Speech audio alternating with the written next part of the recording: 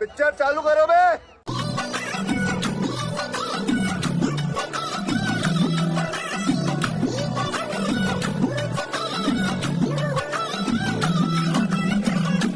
हाथी आप काफी खूबसूरत है, आपको नजर क्यों नहीं लगता है? काजल का डब्बा जो हमारे साथ है। गांधी जी को मानने वाला कौन था? कौन था? परम देशभक्त। ये उसको देशभक्त। मैं एक बात बताऊंगी, 48,000 हिंदुओं की कटी हुई लाश आ रही थी पाकिस्तान से, और ये जो डोगरा था गांधी, मैं आपको बताऊं, सड़ा हुआ बापू, ये इसमें अड़ा हुआ था। एक सेकंड, इस देश का दुर्भाग्य जो पैदा हो गया ना, अब सुनिए मेरी बात नहीं देखो आपको टच किया।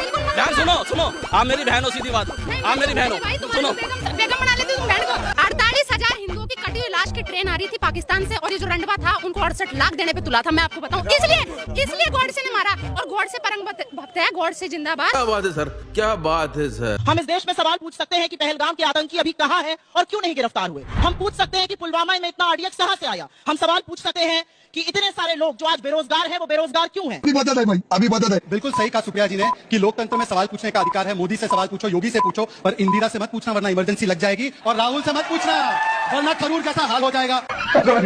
सवाल पूछिए, पर तो आप सेना से सबूत मिलने के बाद सिंदूर पर भी सवाल पूछते हैं। जब सुप्रीम कोर्ट में 41 फैसले ईवीएम पर आ जाते हैं, तब सुप्रीम कोर्ट से सवाल पूछते हैं। जब मुंबई हाईकोर्ट में फैसला आ जाता है कि महाराष्ट्र के चुनाव में धांधली नहीं हुई, तब भी सवाल पूछते हैं। अरे यहाँ तक कि ओमर अब्दुल्ला बोलता है कि जीते तो हम, वरना ईवीएम में पानी कम, ऐसा नहीं हो सका, तो ओमर से भी सवाल पूछते हैं। इसी बहाना है, अपने परिवार को हार से बचाना है, बिहार में एक्सक्यूज बनाकर रखवाना है, इसीलिए सारा फंसाना है। बताइए, EC is very good in Karnataka, EC is very good in Telangana, EC is very good in other states, EC was so good in 99 seat मिली तो सुप्रिया जी ऐसे सेलिब्रेट करने लगी।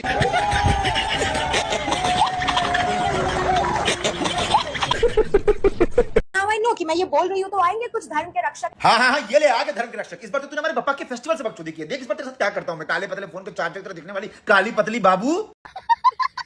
तो मैं 20th फ्लोर पे रहती हूँ। हाँ समझ के भाई, 20th फ्लोर में जहाँ पे खड़े हो, थोड़ी पहले रोना मचा रही थी।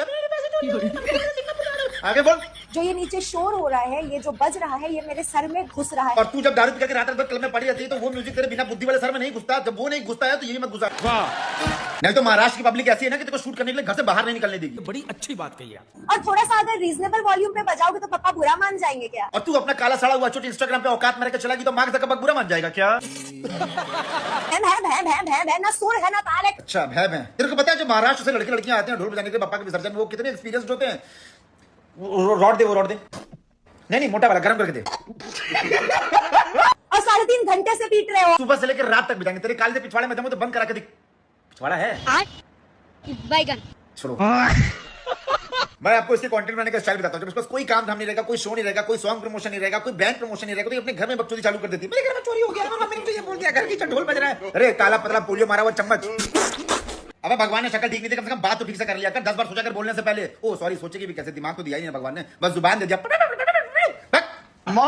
भैया जी आप तो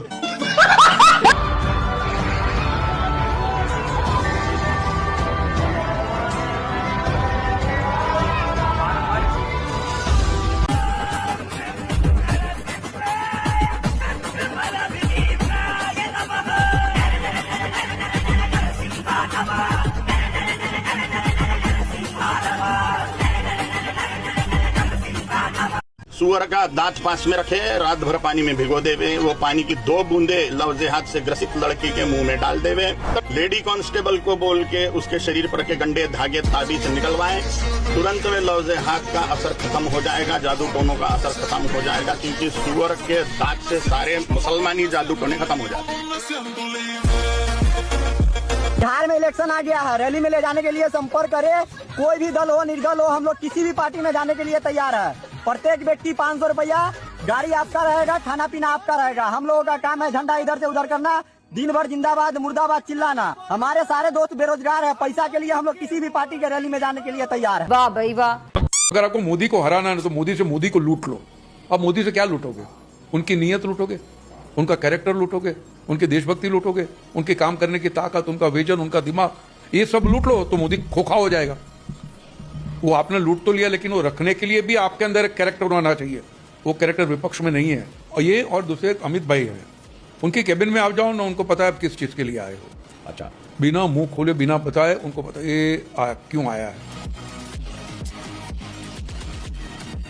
ये बड़ी अच्छी बात कही है। मस्जिद बनाई हथियार रखने के लिए, मदरसे बनाए ट्रेनिंग देने के लिए, बुर्का बनाया पहचान छिपाने के लिए, टोपी बनाई पहचान बनाने के लिए, बकरे कटवाए निर्दयी बनने के लिए, मातम मनाया खून खराबे के लिए, कब्र बनाई जमीन हथियाने के लिए, जनसंख्या बढ़ाई देश पर कब्जा जमाने के लिए, आतंकवादी बनाए डराने के लिए, लड़जुहाद का माहौल बनाया हिंदू बहन बेटियों को फंसाने के लिए, और झूठा भाईचारा दिखाया हिंदू भाइयों को चारा बनाने के लिए। ये बड़ी अच्छी बात कही है।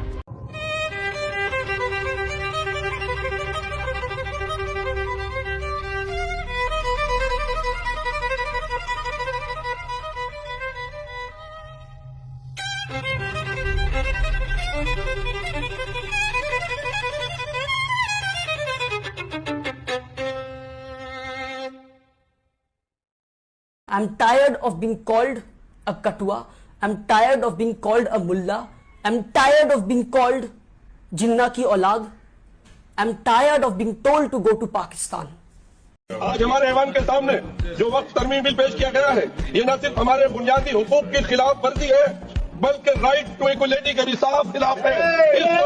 इसको सदर मोहतरम मुल्क की दूसरी मेजोरिटी कभी कबूल नहीं करेगी। यहाँ एक सदस्य ने तो कह दिया, इस सदस्य ने कह दिया माइनॉरिटीज कानून को स्वीकार नहीं करेगी। क्या धमकाना चाहते हो भाई? संसद का कानून है, सबको स्वीकार करना पड़ेगा। स्वीकार नहीं करेंगे मतलब क्या है? कैसे बोल सकते हैं कोई हम कानून को स्वीकार नहीं करेंगे? एक कानून भारत सरकार का है, हर एक पर बंधन करता होगा और इसको स्वीकार करना। पॉलिटिकल पार्टीज लोगों को जोड़ती हैं, जो बांटती नहीं है, वो देश के लिए बेहतर है। झूठ बोल रहा है। बांटती नहीं है, वो देश के लिए बेहतर है। चलो भाई देखो अब मैं क्या करता हूँ। एक्शन! जाति जाति जाति जाति जाति जाति जाति जाति तुम्हारी जात क्या है? शाबाश, पक्का दोगला है तू। तो ये कहते हैं ना कि हमारा भी खून शामिल है यहाँ की मिट्टी में। बहन जी कह रही थी, मतलब खतने की तो बूंद क्या कर गई धरती पे, एहसान जताने लगी।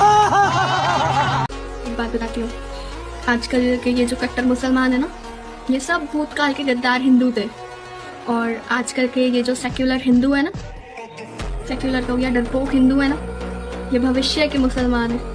बिल्कुल है। भाईजान क्या हालचाल? ठीक चल रहा था जनाब, ये हिमांता थोड़ा दिक्कत दे रहा है एविक्शन शुरू करके। कुछ भी करो हिमांता को हटाओ, पैसे का फिक्र मत करो, अभी अमेरिका भी हमारे साथ है। जी जनाब जी, मैं कर रहा हूँ सब ठीक। कैसे भी करके तुम अस्साम को बांग्लादेशी से भाड़ दो, बांग्लादेश बना दो अस्साम, फिर देखो आगे आगे होता क्या है। ये गोगोई हमारे पाकिस्तान के लिए एक दिन कुछ तो करेगा, लेकिन असम के आदमी से हट धो बैठेगा। हवाई जज्बे से